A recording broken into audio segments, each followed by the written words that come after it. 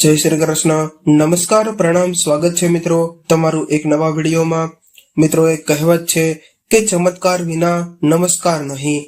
એવું જ થયું એક દીકરા અને વહુની સાથે.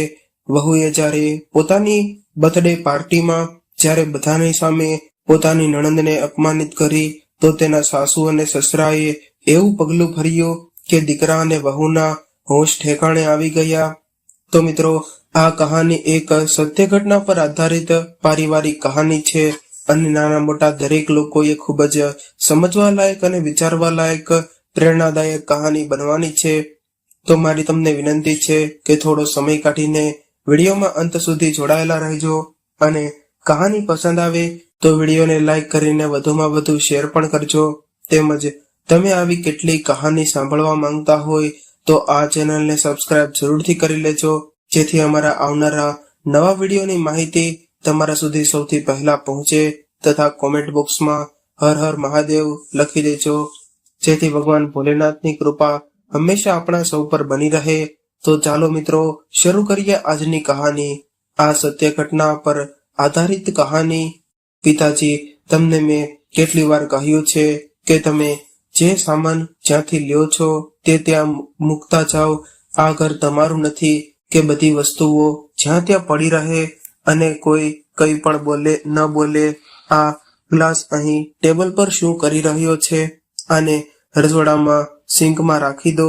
હમણાં થોડી જ વારમાં ડિમ્પલ ઓફિસેથી આવશે તો ગુસ્સો કરશે.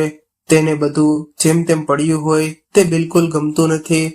અને તમે આ છાપું, ચોપડી, ચશ્મા અને દવાઓ પણ અહીંથી હટાવી લ્યો. હોલ સ્વચ્છ અને ચોખ્ખો રહેવો જોઈએ.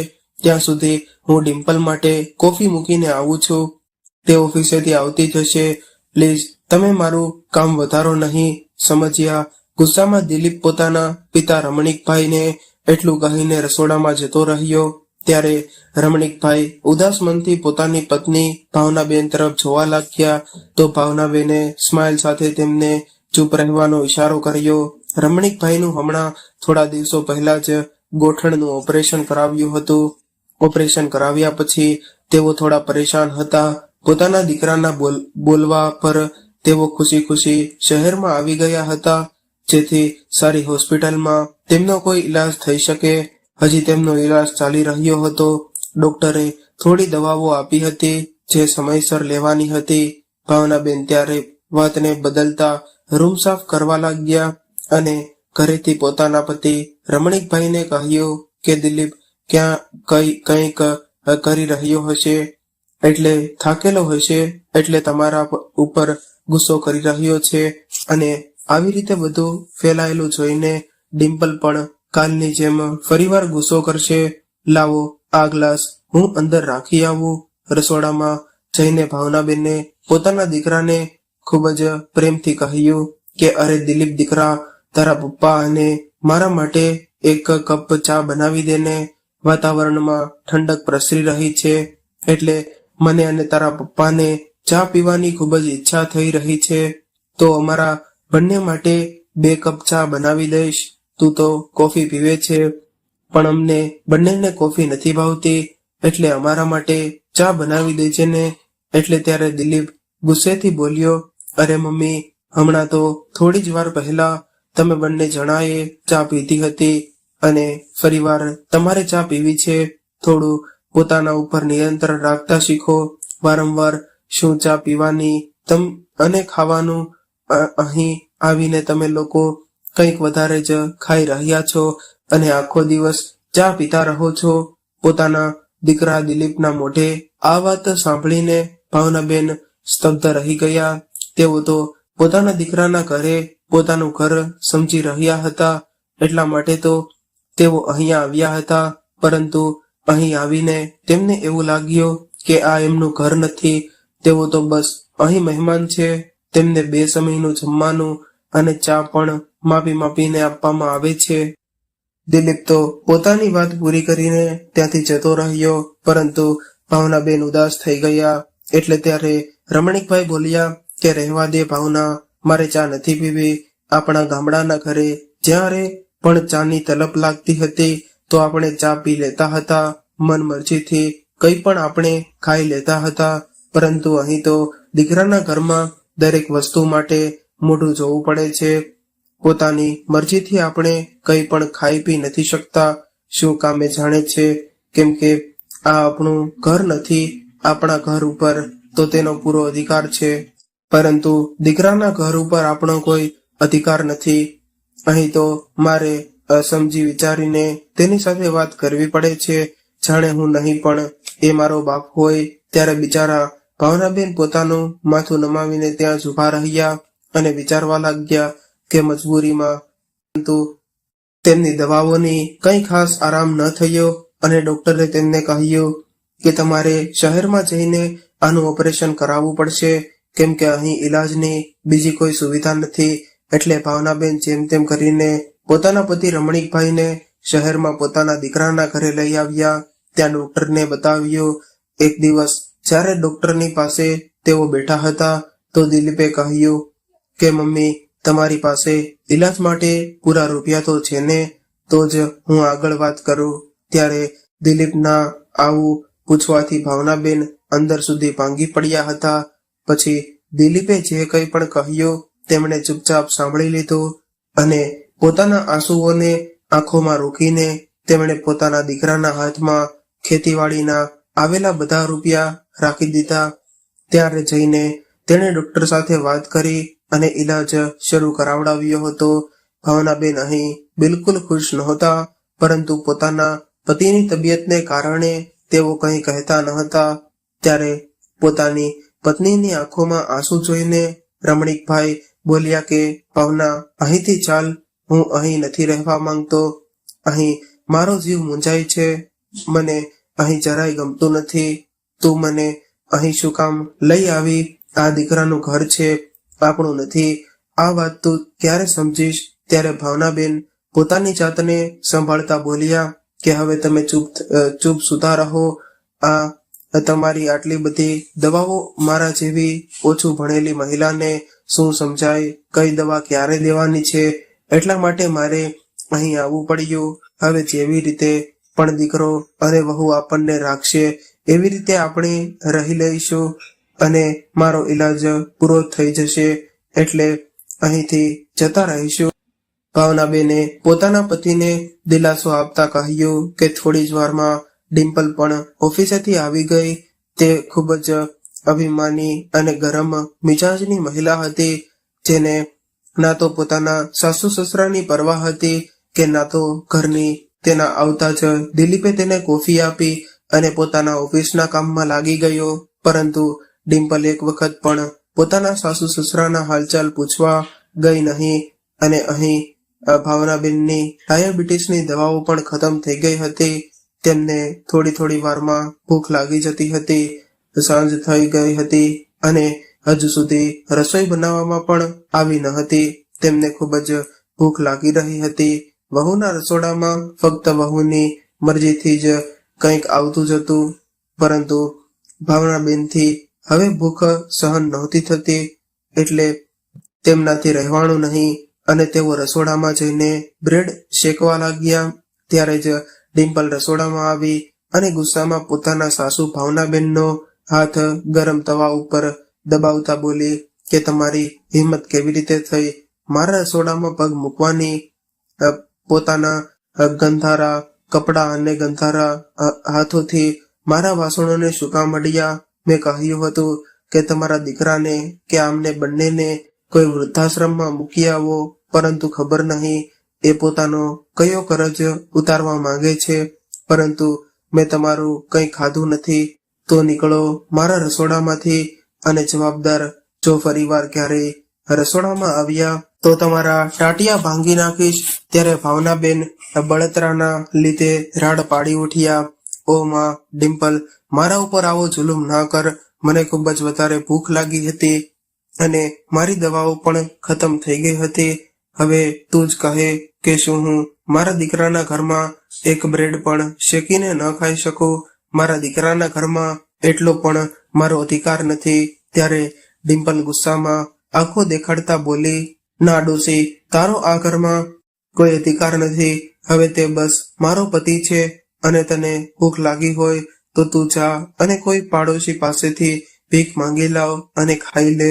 હવે મારા રસોડામાંથી બહાર જાય છે કે નહીંતર હું બીજો હાથ પણ બાળી નાખીશ અને મારી જોડે વધારે મગજમારી કરી તો તને આ ચૂલા ઉપર જ બેસાડી દઈશ. મારું આખું રસોડું ગંધારું કરી નાખ્યું છે. એટલું કહેતા ડિમ્પલે ભાવનાબેનને રસોડામાંથી બહાર કાઢી મૂક્યા. આવું તો તેમની સાથે અહીં ઘણીવાર થયું રહેતું હતું, પરંતુ હદ તો ત્યારે થઈ જ્યારે થોડા દિવસો માટે દિલીપ કોઈ કામને કારણે શહેરથી બહાર ગયો હતો અને અહીં ડિમ્પલે લગભગ 3 દિવસો સુધી રસોડામાં તાળું મારી દીધું હતું. ત્યારે ભાવનાબેને તો પોતાની ભૂખ હજી સહન કરી લેતા, પરંતુ ત્યારે પોતાના પતિ રમણીકભાઈની તકલીફ તેમનાથી જોવાણી નહીં, એટલે હારીને તેઓ પોતાના પાડોશીના દરવાજા પર ગયા અને દરવાજો ખખડાવ્યો. ત્યારે અંદરથી અવાજ આવ્યો, અરે કોણ છે? આટલી વારથી દરવાજો ઠોકી રહ્યો છે. જો દરવાજો તૂટી ગયો તો તેના પૈસા તમે આપશો. થોડી રાહ જુઓ, હમણાં આવી રહી છું. ત્યારે ભાવનાબેન સતત દરવાજો ખખડાવી રહ્યા હતા અને આજુબાજુ નજર ફેરવી રહ્યા હતા, જાણે તે બધાથી સંતાઈને તેમના પાડોશીનો દરવાજો ખખડાવી રહ્યા હોય. જેવો જ દરવાજો ખુલ્યો એટલે ભાવનાબેને કહ્યું કે અરે બેટા સાધના, તે ખાઈ લીધું? તું તો રોજ બહારથી ખાવાનું મંગાવે છે અને ખબર નહીં કેટલું ખાવાનું આવતું હશે. બેટા જો તું ખરાબ ન લગાડ તો જ્યારે પણ તું ખાવાનું પૂરું ન ખાઈ શકે તો શું તું એ વધેલું ખાવાનું મને આપી દઈશ? તારો મોટો ઉપકાર થશે. હા, પરંતુ બસ મારી તને એક વિનંતી છે કે આ વાતની ખબર મારા દીકરા અને વહુને ન થવા દેતી, નહીંતર એ બંને ખૂબ જ નારાજ થઈ જશે. બેટા જો કંઈ ખાવાનું બચ્યું હોય તો મને આપી દે, ભગવાન તારું ભલું કરશે. ભાવનાબેન પોતાની પાડોશણ સાધનાને કહેવા લાગ્યા. ત્યારે સાધના પોતાનું મોઢું બગાડતા બોલી કે શું આંટી, તમને સમજાતું નથી કે દરવાજો એક વખત ખખડાવો અને કોઈ ન ખોલે તો વારંવાર દરવાજો ખખડાવવો ન જોઈએ.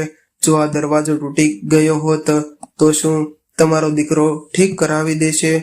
આ શું રોજ રોજ તમે ભિખારીની જેમ ક્યારેક મારી પાસે તો ક્યારેક કોઈ બીજાના દરવાજા પર ખાવાનું માંગવા આવી જાઓ છો? મેં તમને જોયા છે, તમે આજુબાજુ વાળા કાકી પાસે પણ કંઈક ને કંઈક માંગતા જતા રહો છો. શું તમારો દીકરો અને વહુ તમારું ધ્યાન નથી રાખતા? અને જો ન રાખતા હોય તો તમે લોકો પાછા પોતાના ગામડે શું કામે નથી જતા રહેતા? શું કામ રહો છો તેની સાથે? ડિમ્પલ ભાભી અને દિલીપભાઈ આમ તો ખૂબ જ ઠાઠથી કરે છે, પરંતુ પોતાના મા બાપને ખાવાનું પણ નથી દેતા કે શું? ત્યારે ભાવનાબેન બોલ્યા, ના બેટા, એવી કોઈ વાત નથી. મારો દીકરો તો મારું ખૂબ જ ધ્યાન રાખે છે, પણ તું એને આ વાત ન પૂછતી. આજ પછી હું તારા દરવાજા પર ક્યારેય પણ કંઈ માંગવા માટે નહીં આવું. ખુશ રહે દીકરા. એટલું કહીને તેઓ ત્યાંથી જતા રહ્યા. ભાવનાબેન પોતાના જીવનમાં આટલા દુઃખો સહન કરીને પોતાના દીકરા અને વહુ સાથે રહેતા હતા. તેમણે ક્યારેય વિચાર્યું પણ નહોતું કે તેમનું જીવન આટલા દુઃખોથી ભરાઈ જશે. તેમનો દીકરો હતો જે પોતાની મા અને બહેનની પરવાહ તો કરતો હતો, પરંતુ તે પણ પોતાની પત્નીથી ખૂબ જ ડરતો હતો. ભાવનાબેનને એક દીકરી હતી જે પોતાના સાસરાની જવાબદારીઓને નિભાવી રહી હતી, એટલે ભાવનાબેને તેને પોતાના દુઃખ જણાવીને દુઃખી કરવા નહોતા માંગતા. એટલા માટે જ્યારે પણ તેમની વહુ ખાવાનું ન દેતી તો આસપાડોશના 2-4 છોકરાઓ પાસેથી બચેલું ખાવાનું માંગવા જતા રહેતા. પરંતુ આજે તો તેમને ખાલી હાથે જ પાછું આવવું પડ્યું હતું. જેવી જ રમણીકભાઈની નજર તેમના પર પડી તો રમણીકભાઈએ કહ્યું કે શું થયું? તે જમવાનું નથી બનાવ્યું? મને જોરદાર ભૂખ લાગી છે. ત્યારે ભાવનાબેન રડવા લાગ્યા અને બોલ્યા કે સાચું કહ્યું હતું તમે પોતાના ત્યારે ભાવનાબેન રડવા લાગ્યા અને બોલ્યા કે સાચું કહ્યું હતું તમે કે પિતાના ઘર પર બાળકોનો અધિકાર હોય છે, પરંતુ દીકરાના ઘરમાં મા બાપનો કોઈ અધિકાર નથી હોતો. તમે ઊભા રહો, હું હમણાં તમારા માટે કંઈક લઈને આવું છું. એટલું કહીને તેઓ રસોડામાં ગયા અને કાલ રાતની રોટલીને સહેજ ગેસ ઉપર તપાવીને અથાણું અને રોટલી રમણીકભાઈને ખવડાવી અને દવા આપીને સુવડાવી દીધા અને તેઓ પાછા ફરી પોતાનું કામ કરવા લાગ્યા. અને ભાવનાબેન જ્યારે વાસણ સાફ કરી રહ્યા હતા કે ત્યારે જ ફોનની રિંગ વાગી. એટલે તેમણે અહીં ત્યાં નજર ફેરવી તો કોઈ હતું નહીં. એટલે તેમણે ફોન ઉપાડી લીધો અને સામેથી તેમની દીકરીનો અવાજ આવ્યો, મમ્મી કેમ છે, શું કરી રહ્યા હતા? એટલે ભાવનાબેન પોતાના આંસુઓને પોતાના કાળજામાં છુપાવીને બોલ્યા કે બસ દીકરી, ખજૂર ખાઈ રહી હતી. તારા ભાઈ અને ભાભી અમારું ખૂબ જ ધ્યાન રાખે છે, તું અહીંની ચિંતા ન કરજે. ત્યારે તેમનો અવાજ સાંભળીને ડિમ્પલની નીંદર બગડી અને તે રાડ પાડીને બોલી કે તમારી હિંમત કેવી રીતે થઈ મારા ફોનને હાથ લગાડવાની? થોડા દિવસો પહેલા જ રસોડામાં હાથ લગાડ્યો હતો તો યાદ છે ને કે શું થયું હતું? અને હવે કહો કે તમારી સાથે શું કરું? ઘરના કામ કરવાથી થતા નથી અને મને પૂછ્યા વગર ફોનને હાથ લગાડવાની હિંમત કેમ કરી તમે? એટલે ભાવનાબેને તરત જ ફોન મૂકી દીધો, એમ વિચારીને કે ક્યાંક તેમની દીકરીની સામે હકીકત ન આવી જાય જે આજ સુધી તેમણે છુપાડીને રાખી હતી. પરંતુ તેમની દીકરીને જે સાંભળવાનું હતું તે તેણે સાંભળી લીધું હતું. ત્યારે ભાવનાબેન બોલ્યા કે બેટા, તારી નણંદ માધવીનો ફોન હતો, તે હાલચાલ પૂછી રહી હતી પણ મેં તેને કંઈ નથી કહ્યું, મારો વિશ્વાસ કર. ત્યારે ડિમ્પલ બોલી કે જો ના કહ્યું હોય તો જ સારું, નહીંતર એવું જ ન થાય કે તમારા કર્મોની સજા તમારા બીમાર પતિને ભોગવવી પડે. તમે બહુ જિદ્દી થઈ ગયા છો. એક વખત સજા મળી પણ તમને કંઈ ફરક નથી પડતો. હવે મારું મોઢું શું જોઈ રહ્યા છો? આખું આંગણું પાંદડાથી ભરાઈ ગયું છે. તેને કોણ સાફ કરશે? તમારો બાપ. પોતે તો ખાઈ પીને પડ્યા રહ્યા છો, એક આંગણું પણ સાફ નથી કરી શકતા. હવે જાઓ અને કામ કરો. એટલું કહીને ડિમ્પલ પોતાના રૂમમાં જતી રહી. લગભગ 2 દિવસ પછી ભાવનાબેન થાકીને પોતાના રૂમમાં જરાક આરામ કરી રહ્યા હતા અને અહીં ડિમ્પલ પોતાના ઓફિસનું બધું કામ પતાવીને હવે પોતાના રૂમમાં આરામ કરી રહી હતી કે એટલી જ વારમાં બહારથી ડોરબેલ વાગવાનો અવાજ આવ્યો. અવાજ સાંભળતા જ દિલીપ બોલ્યો કે રવિવારના દિવસે કોણ આવ્યું હશે? એટલે ડિમ્પલ બોલી, હશે કોઈ તમારો સગો સંબંધી. મેનર્સ સંસ્કાર તો છે નહીં કે છુટ્ટીના દિવસે કોઈના ઘરે ન જવાય. એક મિનિટ, મને આરામ નથી મળતો. આ એક રવિવાર જ હોય છે કે થોડોક આરામ કરવાનું વિચારું છું, પરંતુ બધાએ મારું જીવવું હરામ કરી રાખ્યું છે. ઘરમાં બેઠેલા મારા સાસુ સસરાઓ શું ઓછા હતા કે હવે કોઈ નવું મહેમાન આવી ગયું? આવું બડબડ કરતા ડિમ્પલ દરવાજો ખોલવા ગઈ ત્યારે પોતાની વહુના ડરથી રમણીકભાઈ અને ભાવનાબેન ચૂપચાપ ઊભા થઈને જોવા લાગ્યા કે કોઈ આવ્યું હશે, કોઈક તો નવો ચહેરો જોવા મળશે, કોઈ તો એમની સાથે વાત કરે. ઘરમાં દીકરા અને વહુને તો તેમની સાથે વાત કરવાનો પણ સમય નથી હોતો. તેઓ જ્યારે પણ બોલતા તો કડવું જ બોલતા, પરંતુ દરવાજા પર કદાચ કંઈક ઉતાવળું ઊભું હતું. ત્યારે તો ડોરબેલ પર આંગળી રાખીને હટાવવાનું કદાચ ભૂલી ગયું હતું. અહીં ભાવનાબેન અને રમણીકભાઈ પણ દરવાજા પર નજર માંડીને બેઠા હતા. ત્યારે ગુસ્સામાં ડિમ્પલ દરવાજો ખોલવા ગઈ અને જોયા વગર બોલી કે કોણ છે? જરા પણ રાહ નથી જોઈ શકતા? ક્યારની ડોરબેલ વગાડી રહ્યા છો? જેવો જ ડિમ્પલે દરવાજો ખોલ્યો તો સામે તેની નણંદ માધવીને જોઈને તેનો મૂડ ઓફ થઈ ગયો અને તે મનમાં વિચારવા લાગી કે મેં એવું વિચાર્યું હતું કે આખો દિવસ ઘર પર આરામ કરીશ, પણ હવે તો થઈ રહ્યો આરામ. જો કે એવું ક્યારે પણ થયું નહોતું કે તે માધવીના આવા પર ક્યારેય પણ ખુશ થઈ હોય અથવા તો તેના માટે કંઈક કર્યું હોય અથવા તો તેને પ્રેમથી ગળે લગાડી હોય. જય શ્રી કૃષ્ણ માધવીબેન, આવી ગયા તમે. હું આમને અહીં જ કહી રહી હતી કે કોઈ તમારું પોતાનું જ હશે જે આટલી વારથી ડોરબેલ વગાડી રહ્યું છે? અરે હા, તમારા ઘરે તો દરવાજો ખખડાવવામાં આવે છે ને, કારણ કે તમારા ઘરે તો ડોરબેલ લાગેલી જ નથી, તમે ક્યારેય લગાવી જ નથી. એટલા માટે તમારી મમ્મીને પણ એ જ આદત છે કે કદાચ તમને ખબર નથી કે ડોરબેલ વગાડ્યા પછી રૂમની અંદર ખૂબ જ તેજ અવાજ આવે છે હશે. આવું એટલું કહીને ડિમ્પલ પોતાના રૂમમાં જતી રહી અને રૂમમાં જતી વખતે ડિમ્પલે પોતાના પતિને અંદર આવવાનો ઈશારો કર્યો અને બોલી કે જોઈ લીધું કોણ આવ્યું છે, ચલો જાઓ અને જઈને તેમને હેન્ડલ કરો. આ લોકો એ તો મારું જીવવું હરામ કરી રાખ્યું છે. પહેલા તમારા મા બાપ રૂપી તલવાર મારા માથા પર લટકી રહી હતી અને હવે હાલતા ને ચાલતા એવા લોકો ઘરમાં આવી જાય છે. ત્યારે દિલીપ બોલ્યો કે ડિમ્પલ, તું આ કેવી વાતો કરી રહી છે?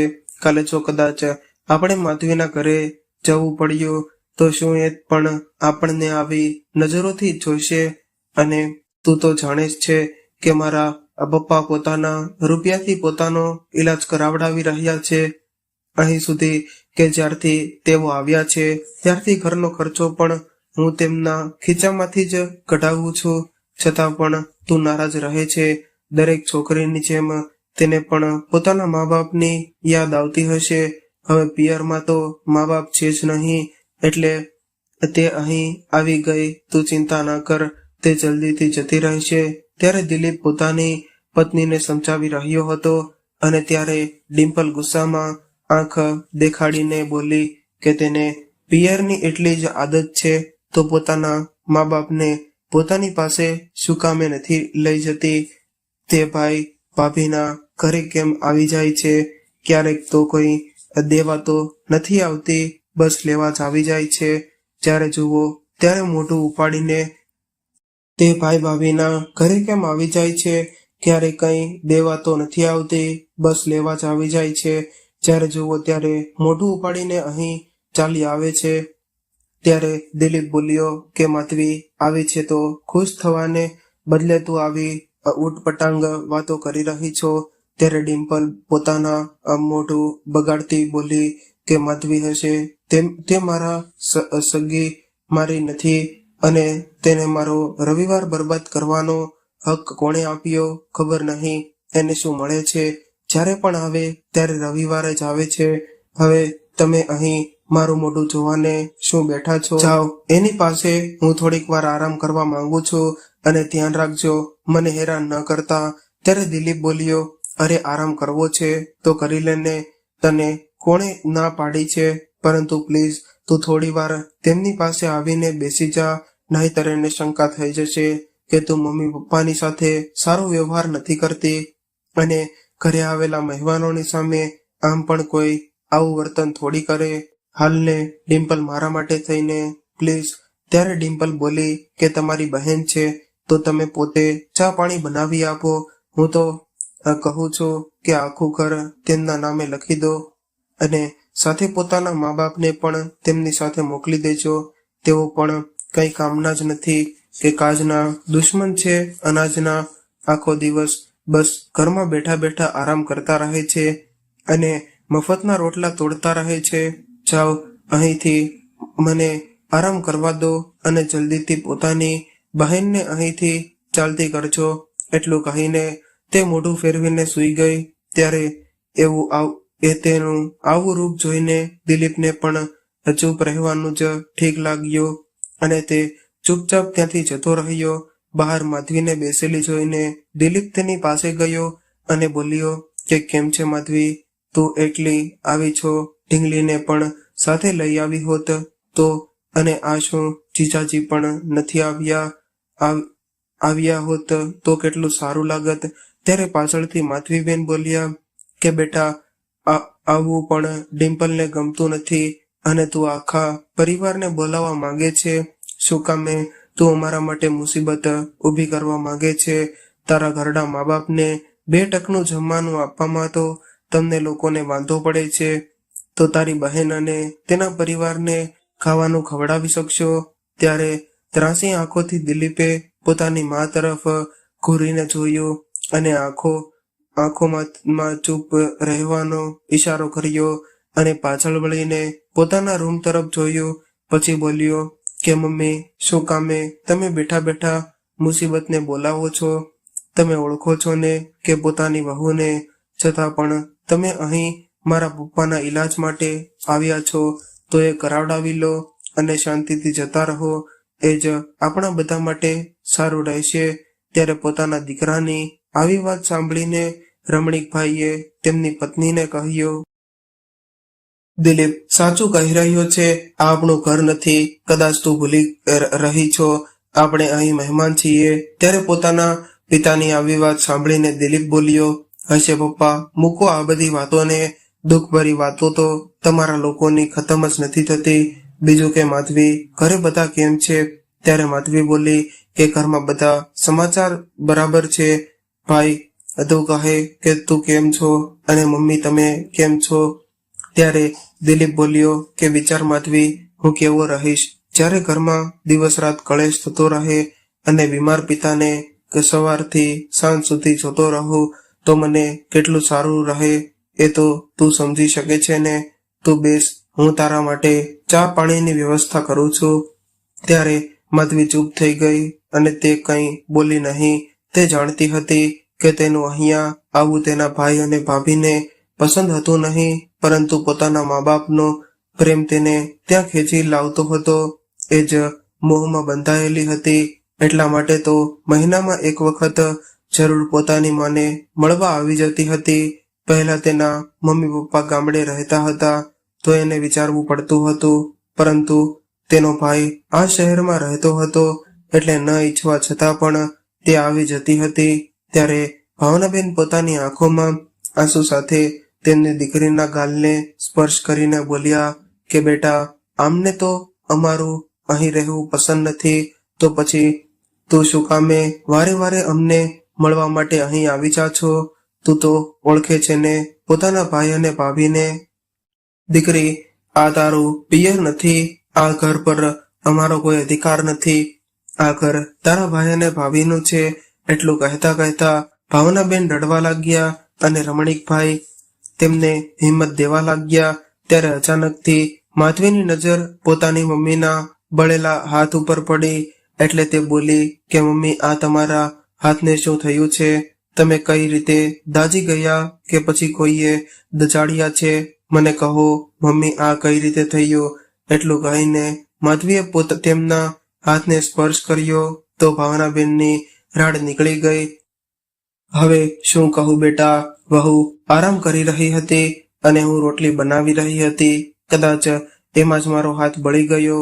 ત્યારે માધવીને વિશ્વાસ ન આવ્યો, એટલે તેણે પોતાની મમ્મીનો હાથ પોતાના હાથ પર રાખ્યો અને બોલી કે મમ્મી, તમને મારી કસમ, સાચું કહો, તમે કેવી રીતે દાઝ્યા? અને આમ પણ તમે મારાથી કંઈ છુપાવી નહીં શકો, કેમ કે તે દિવસે ફોન રાખવાથી પહેલા મેં ભાભીની કડવી વાતો સાંભળી લીધી હતી.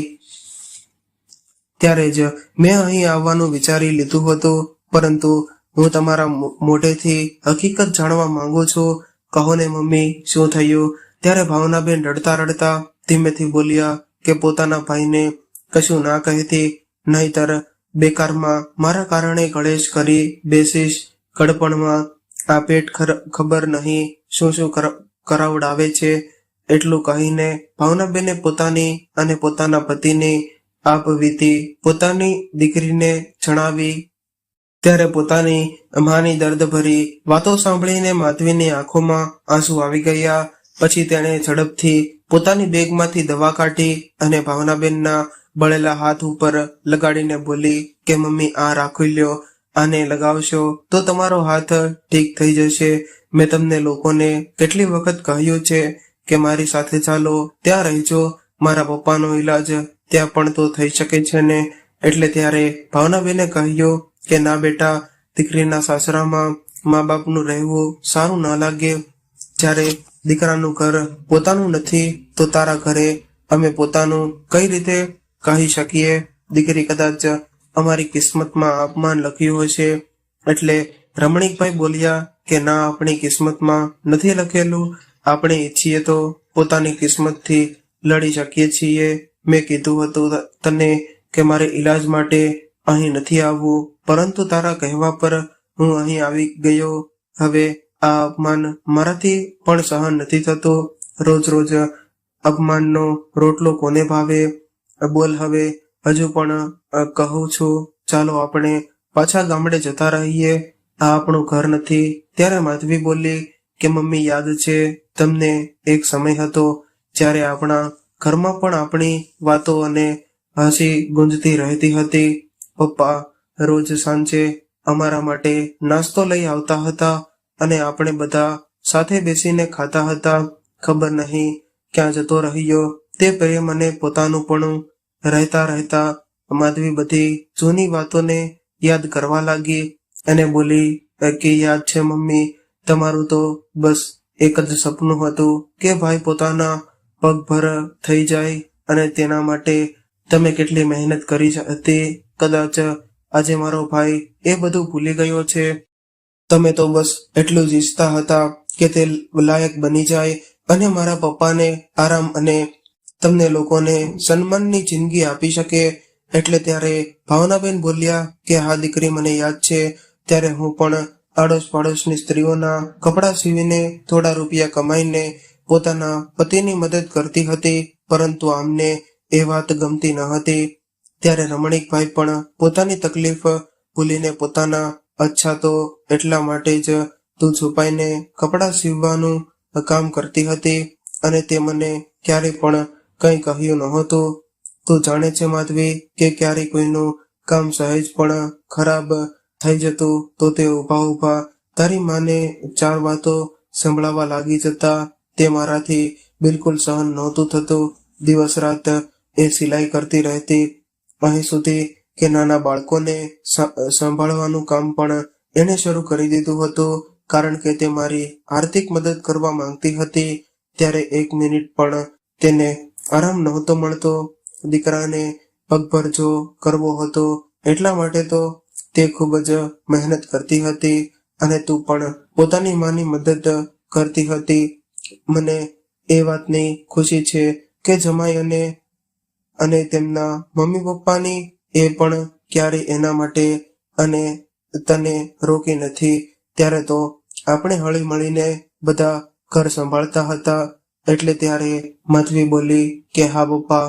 પછી એ દિવસ એવો આવ્યો કે જ્યારે દિલીપ ભણી ગણીને એન્જિનિયર બની ગયો અને એક મલ્ટીનેશનલ કંપનીમાં જોબ કરવા લાગ્યો. ત્યારે મારી મમ્મીને લાગ્યું હતું કે તેમની બધી જ તપસ્યાનું સફળ થઈ ગઈ. હવે દીકરો લાયક બની ગયો છે તો કદાચ ગળપણ સુખેથી વીતશે. પરંતુ નોકરી દરમિયાન જ તેની મુલાકાત ડિમ્પલ સાથે થઈ અને ત્યારે તેને પસંદ આવી ગઈ. થોડાક જ દિવસોમાં બંનેએ લગ્ન પણ કરી લીધા અને ત્યારે તેણે આપણને જણાવવું પણ જરૂરી ન સમજ્યું. શું આપણે તેના પોતાના નહોતા? એટલું કહેતા તે રડવા લાગી અને ભાઈના લગ્નની એક બહેન કેટલી ખુશ થાય છે તે દર્શાવી ન શકાય. એટલે માધવી પણ ખૂબ જ ખુશ હતી, પરંતુ ડિમ્પલને માધવી બિલકુલ પસંદ હતી નહીં. તેને લાગતું હતું કે આ લોકો મિડલ ક્લાસ ફેમિલીના છે અને તેમનું કોઈ સ્ટાન્ડર્ડ છે જ નહીં. ક્યાં ડિમ્પલ અને ક્યાં દિલીપનું સારું એવું વર્ષનું પેકેજ અને ક્યાં માધવી અને પતિના મધ્યવર્ગીય પરિવારના લોકો. ક્યાંથી પણ તે બંનેનો કોઈ મેળ હતો નહીં. એટલા માટે જ માધવીએ પણ એક શહેરમાં રહેવા છતાં પણ ભાઈના ઘરે આવવું ધીરે ધીરે ઓછું કરી નાખ્યું હતું. પરંતુ પોતાના મા બાપની ચિંતા તેને અહીં સુધી ખેંચી લાવતી હતી. બીજા દિવસે સવારે જ્યારે માધવી ઉઠી તો જોયું કે ભાવનાબેન કચરો વાળી રહ્યા હતા અને ડિમ્પલ પોતાના પગમાં નેઇલ પોલિશ લગાવી રહી હતી અને ભાવનાબેનને કહી રહી હતી કે તમારી દીકરીને તો ઘરના કામકાજ કરવાનો પૂરો અનુભવ હશે. આજનું કામ તેની પાસે જ કરાવડાવી લેવું હતું. ચલો મૂકો, બસ તમે એટલું યાદ રાખજો, પોતાનો દીકરો આટલું કમાવા લાગ્યો છે તો એ રૂપિયાને પોતાની હેસિયત ભૂલી ન જતા કચરો વાળીને પછી ફટાફટ મારા માટે ગરમા ગરમ ચા બનાવીને લાવો, મારે ઓફિસે જવાનું છે. અને હા, યાદ રાખજો કે ખબરદાર, જો કામવાળી માટે પોતાના દીકરાને ઉપસાવ્યો છે તો એક કામવાળીના મહિનાના રૂપિયાનું શું તમારા પતિ આપશે કે તમારી દીકરી? અરે નહીં, એ તો આમ પણ ટીચર છે. હવે મારું મોઢું શું જોઈ રહ્યા છો? જલ્દી જલ્દી હાથ ચલાવો, નહીંતર આ સાંભળીને માધવી ગુસ્સાથી રાડ પાડીને બોલી નહીંતર શું ભાભી, આ તમારી કઈ રીત છે પોતાની સાસુ સાથે વાત કરવાની? જો મારા મમ્મી પપ્પાનું અહીં રહેવું તમને પસંદ નથી તો મારા ભાઈને કહેવું હતું ને કે શું કામ બોલાવ્યા એમને અહીંયા?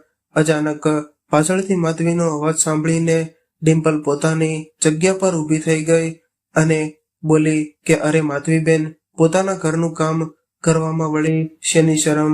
એટલે ત્યારે માધવીએ કહ્યું કે તો ભાભી તમે કરી લો. તમે એ ભૂલો નહીં કે જો પિતાની સંપત્તિ પર દીકરાનો અધિકાર હોય તો દીકરાની સંપત્તિ પર પણ તેના મા બાપનો અધિકાર હોય છે. તે હિસાબથી આ ઘર પર પણ તેમનો અધિકાર છે. માધવી કંઈ બીજું કહે તેના પહેલા ભાવનાબેને તેને રોકી લીધી અને બોલ્યા કે બેટા, જેવું ચાલી રહ્યું છે તેવું ચાલવા દે. બસ તારા પપ્પાનો ઈલાજ થઈ જાય પછી અમે અહીંથી પોતાની મેળે જતા રહીશું. તો ડિમ્પલની વાતોનું ખોટું ન લગાડતી. જોજે એક દિવસ તેને પણ સમજાઈ જશે અને તે પણ સારી થઈ જશે. ત્યારે માધવી બોલી, મમ્મી ખબર નહીં એ દિવસ ક્યારે આવશે અને ક્યારે મારી ભાભીને પોતાની ભૂલ સમજાશે, ક્યારે તે તમને આ ઘરની નોકરાણી ન સમજીને પોતાની સાસુ અથવા તો માં સમજશે. એટલું કહીને બંને મા દીકરી રૂમમાં જઈને પોતાના સુખ દુઃખ વહેંચવા લાગ્યા. હવે આમ જ દિવસો વીતવા લાગ્યા અને ડિમ્પલ પોતાની બર્થડે પાર્ટીની તૈયારીઓમાં લાગી ગઈ. તે પાર્ટીમાં ઘણા બધા મહેમાનો આવ્યા હતા અને માધવીના પતિ તેમના પણ પરિવારની સાથે આવ્યા હતા અને ડિમ્પલના પિયરમાંથી પણ ઘણા બધા લોકો આવી ગયા હતા. ત્યારે રમણીકભાઈની તબિયત કંઈક ઠીક નહોતી રહેતી એટલે તેઓ પોતાના રૂમમાં જ વધારે પડતા રહેતા હતા અને તેઓ રોજ ભગવાનને પ્રાર્થના કરતા કે જલ્દીથી જલ્દી ઠીક થઈ જાય અને પોતાના ઘરે જતા રહે. ત્યારે માધવી પણ ત્યાં જ હતી એટલે પોતાના ભાઈની ખુશીઓમાં સામેલ થવા માટે તે ઘરને સજાવી રહી હતી. ત્યારે ડિમ્પલ ત્યાં આવી અને બોલી કે આ તમે શું કરી રહ્યા છો? ડિમ્પલ ના ટોકવા પર માધવીના હાથ ત્યાં જ રોકાઈ ગયા અને તે બોલી કે ભાભી, આજે આટલો શુભ દિવસ છે, તમારો જન્મદિવસ છે, તો મેં વિચાર્યું કે શરૂઆત ઘરના દરવાજાથી કરું. આ તો તોરણ ખૂબ જ શુભ હોય છે, તેને દરવાજા પર લગાડવામાં આવે છે. તેનાથી સકારાત્મક ઉર્જા ઘરમાં આવે છે અને ઘરમાં સુખ શાંતિ રહે છે. ત્યારે ડિમ્પલ પોતાનું મોઢું બગાડીને બોલી કે હું નથી માનતી આ બધા અંધવિશ્વાસોને. તમે દરવાજા ઉપર આ બધી ઓલ્ડ ફેશન વસ્તુઓના લગાડો સમજ્યા? ભગવાન માટે થઈને તમે મારા ઘરને ખરાબ ન કરો અને જ્યાં સુધી ઘરમાં સુખ શાંતિની વાત છે તો તમે લોકો ઈચ્છો તો જ રહેશે. ત્યારે પોતાની વહુની આવી વાતોથી ભાવનાબેન ખૂબ જ દુઃખી થયા. ત્યારે માધવી પણ ખૂબ જ હેરાન હતી, છતાં પણ બધાની સામે હસતું મોઢું રાખીને તે પોતાના ઘરવાળાઓની પાસે જઈને ઊભી રહી ગઈ. પછી ડિમ્પલ ટોણો મારતી પોતાની નણંદ માધવીને કહેવા લાગી કે તમારે પોતાના પિયરમાં આવીને જે કરવાનું હતું તે કરી ચૂક્યા છો અને આ ઘરમાં મને પૂછ્યા વગર એક પત્તું પણ હલતું નથી. કે મમ્મીજી, હું સાચું કહું છું ને? અને તમારી દીકરીને તમે સમજાવશો કે પછી હું મારી ભાષામાં સમજાવું? ડિમ્પલે ત્યારે મોટી મોટી આંખો દેખાડીને ભાવનાબેનને ડરાવવાની કોશિશ કરી. એટલે માધવી આગળ આવીને બોલી કે નહીં, કોઈએ મને કંઈ સમજાવવાની જરૂરત નથી. એટલું કહેતા કહેતા તેની આંખોમાં આંસુ આવી ગયા અને ત્યારે તેણે પોતાના પતિ ચેતન તરફ જોયું તો ચેતને તેને ઈશારાથી ચૂપ રહેવાનું કહ્યું. આજ સુધી જે વાત ઘરની 4 દિવાલોની અંદર હતી એ આજે બહાર લોકોની સામે આવી ગઈ હતી અને બધા અંદરો અંદર વાતો કરવા લાગ્યા હતા. અને ત્યારે ડિમ્પલે પણ પોતાની નણંદને ગુસ્સામાં ઘણું બધું સંભળાવી ગઈને કે તમારા કળેજાને ઠંડક, મારા ઘરની શાંતિ ભંગ કરીને તમારા મનને તો ખૂબ જ શાંતિ મળી ગઈ હશે ને. એક તો હું તમારા બીમાર મા બાપને પોતાની પાસે રાખું છું, તો પછી તમે શું કામે આવું કરતા રહો છો? કારણ વગરનું મારું જીવવું દુશ્વાર કરી રાખ્યું છે. આટલું બધું સાંભળ્યા પછી ચેતને માધવીને ઘરે ચાલવા માટે કહ્યું. એટલે ત્યારે ભાવનાબેન હાથ જોડીને પોતાની વહુની તરફથી માફી માંગવા લાગ્યા. ત્યારે ચેતન પોતાની સાસુના હાથ પકડીને બોલ્યો કે ના મમ્મી, તમે શું કામે માફી માંગી રહ્યા છો? ઘરની વહુ જ સમજદારીથી કામ ના લે તો તને કેટલા સંબંધોને બચાવશો.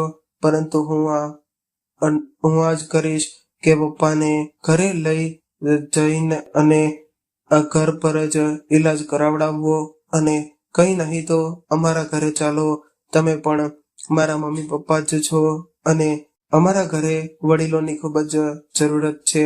મેં ક્યારેય પણ તમને પોતાના માતા પિતાથી ઓછા નથી સમજ્યા. જ્યારે તમારો દીકરો તમારી આબરૂ સંભાળી નથી શકતો તો તમે આ ઘરમાં શું કામે રહો છો? ત્યારે જ ડિમ્પલ આવી અને બોલી કે જીજાજી, તમને અમારા ઘરની બાબતોમાં દખલઅંદાજી કરવાનો કોણે હક આપ્યો? તમને તો અહીં આવવા માટે આમંત્રણ આપ્યું એટલે તમે તો માથે જ ચડવા લાગ્યા. પોતાની પત્નીને લો અને નીકળી જાઓ અહીંથી, એ જ તમારા માટે સારું રહેશે.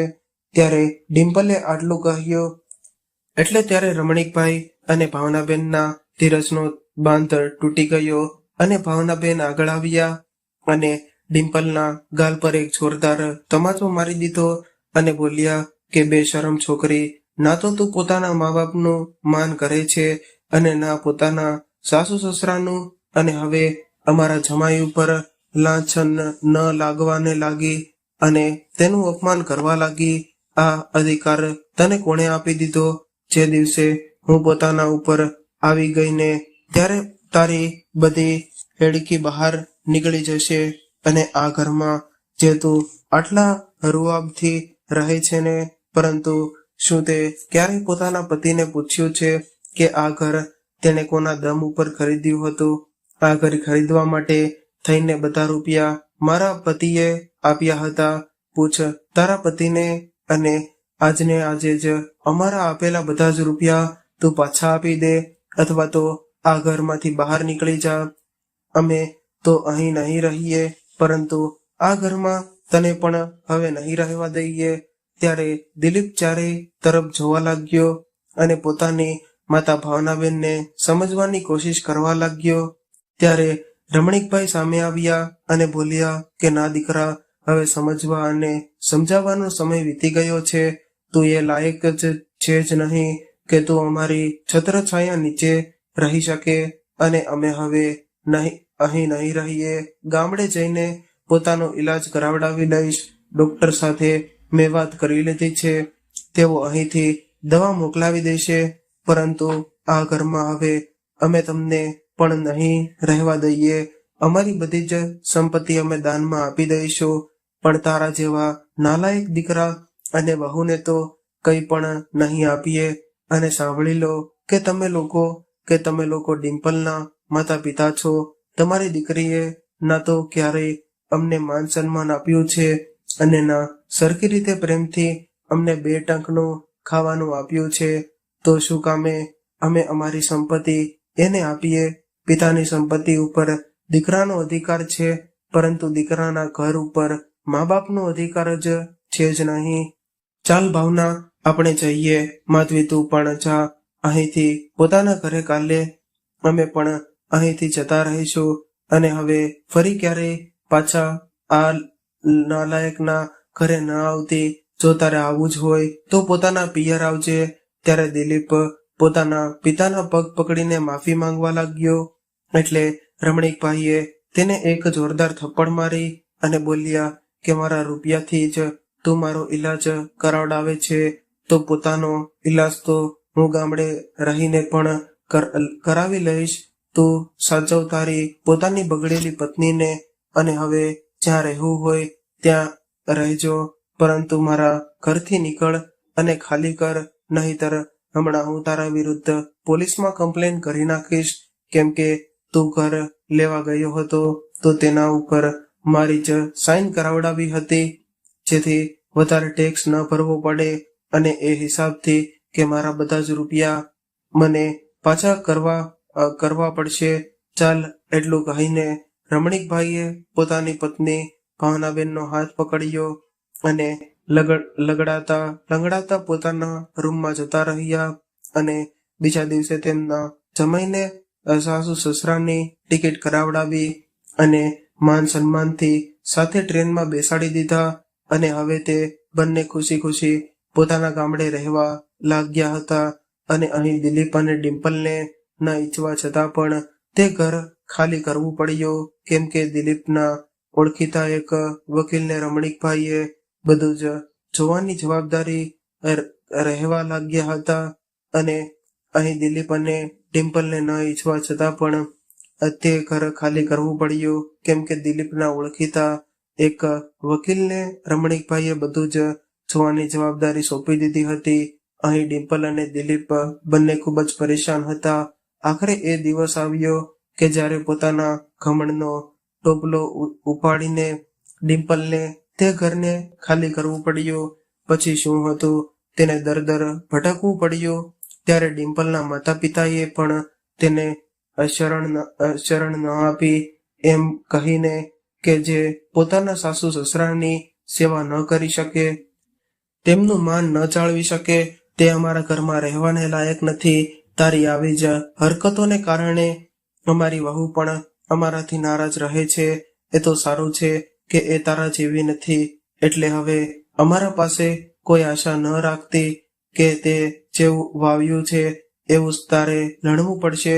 માધવી પણ પોતાના મા બાપને મળવા પિયર પોતાના બાળકો અને પરિવારની સાથે આવતી જતી હતી. તેણે પોતાના ભાઈ ભાભીથી બધા જ સંબંધ તોડી નાખ્યા હતા, કેમ કે જ્યાં માન સન્માન ન મળે ત્યાં સંબંધો નથી બનતા. અને જે ભાઈ ભાભી મા બાપને પોતાના ઘરમાં નથી રાખી શકતા, તેઓ બહેનને નણંદને શું માન આપશે? તો મિત્રો, આજની વાર્તા તમને કેવી લાગી કોમેન્ટ કરીને જરૂરથી જણાવજો. અને કહાની પસંદ આવી હોય તો વિડીયોને લાઈક કરીને વધુમાં વધુ શેર કરજો. તેમજ તમે આવી કેટલી અવનવી કહાની સાંભળવા માંગતા હોય તો આ ચેનલને સબસ્ક્રાઇબ પણ જરૂરથી કરી લેજો, જેથી